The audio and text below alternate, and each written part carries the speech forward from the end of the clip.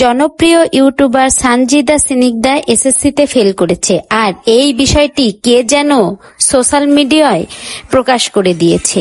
তাই নিয়ে তুমুল ঝগড়া চলছে সানজিদা আর সানজিদার মা। প্রাউডলি বলবো যে আমি 2 সাবজেক্টে ফেল। সানজিদার মা বলেছে, আমার মেয়েকে নিয়ে কার এত মাথা ব্যথা, কে আমার মেয়ে ফেল করেছে সেটা প্রকাশ করেছে, আমি তাকে দেখে নেব, তার নামে মামলা করব।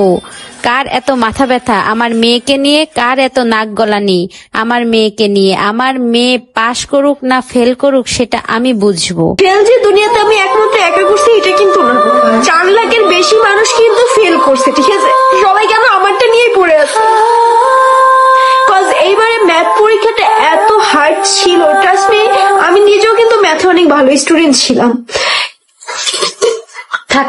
কান্না করবো না কখনো, এদের সাথে কান্না করবো, কান্না করে কোনো লাভ নেই। কান্না করবো উপর আল্লাহর কাছে, তাছাড়া কারোর কাছে কান্না। আমি রেজাল্টটা বলতে চাইছিলাম নিজে থেকে, বাট আমি এত রাতে কখনো লাইভে সেগুলো বলতাম না, কারণ কি আমি যখন দেখছি যে আমার রেজাল্ট পাবলিক হয়ে গেছে, সো আমার মনে হলো যে কাজটা করছেন একজনের পার্সোনাল জিনিস আপনি পাবলিক করছেন, আপনাকে আমি দেখে নিচ্ছি আইনের মাধ্যমে, আপনাকে আমি দেখে নিচ্ছি। সবাই বলছে যে পরীক্ষার এসএসসি পরীক্ষার মতো একটা বিষয়, সেখানেও সে ইউটিউবে ভিডিও বানিয়েছে আর পোস্ট করেছে।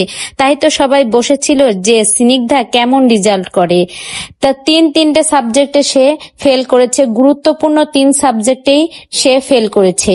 মা এখন এসেছে কে সোশ্যাল মিডিয়ায় পোস্ট করেছে তাকে খুঁজে বের করছে।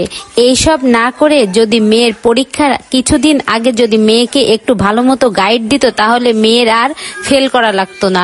খারাপ হয়েছে ভাই, আমার কোনো টেনশন নাই, আমার কোনো কিছু নাই, মাথা ব্যথা নাই, কিছু নাই, কিন্তু আপনি এত মাথা ব্যথা কিসের? মানে কিছু মানুষ মাথা ব্যথা একটা বছর জীবনেতে পিছিয়ে যেত না। তো বন্ধুরা, এই বিষয় নিয়ে আপনাদের কি মতামত প্লিজ কমেন্ট করে জানাবেন। আর আমার চ্যানেলে যদি নতুন হয়ে থাকেন তাহলে আমার চ্যানেলটিকে সাবস্ক্রাইব করে আমার পাশে থাকবেন। ধন্যবাদ।